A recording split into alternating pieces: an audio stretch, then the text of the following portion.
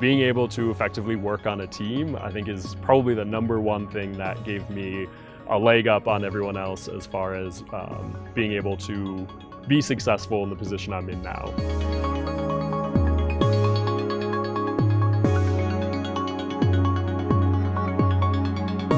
Yeah, so I'm a zookeeper at Denver Zoo.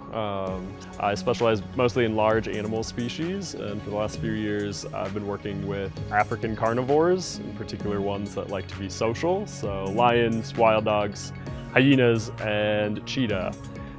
So my job just entails everything involved in their daily care. So we work as a big team, the entire zoo, everything from their veterinary care to behavior, making sure that they are acting naturally, and get to play as much as they want as well.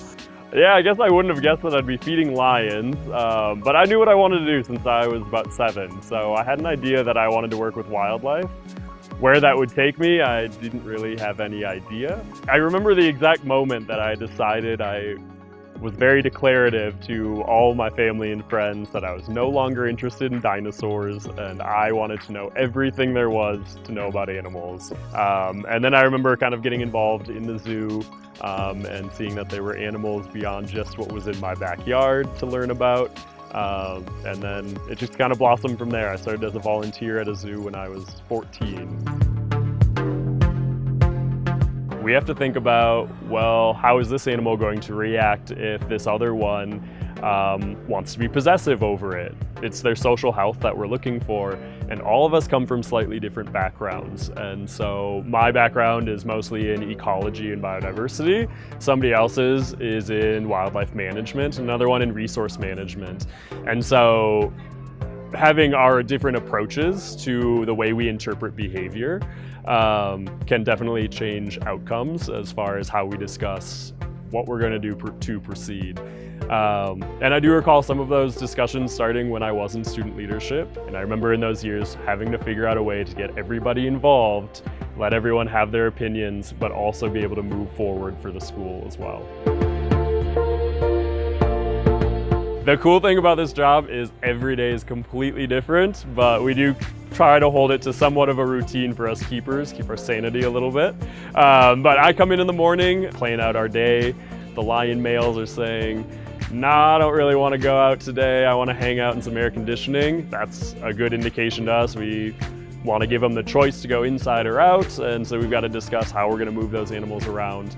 And then we go to the glamorous part of our job, which is cleaning up after them. So probably one of the biggest things we teach our interns is all the things that it can tell you when you're cleaning a yard. We also do a public demonstration in the afternoon, and that's a really good opportunity for us to tell the story of our animals. And then from time to time, animals, they get sick, and so we've got to work through those problems as well, and we work closely with our veterinary team on giving them the best care that we can.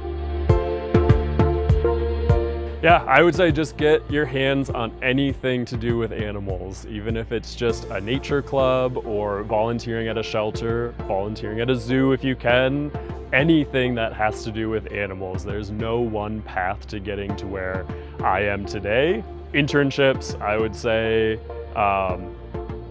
be open to going wherever the opportunity is. So many zoos have internships. Go out, apply, and don't be restricted by, I only want to work with this, or I only want to work in this city.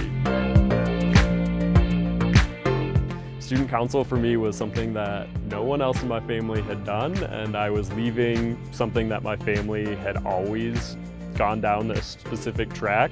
And when I decided to switch over, I had no idea what was going to happen. But it ended up being this also moment where I finally found something that I really enjoyed and I could look forward to all the time, and it kept me active and engaged and learning. So many people think that zookeeping is this great job because you're working with animals and maybe you're somebody that doesn't like working with people.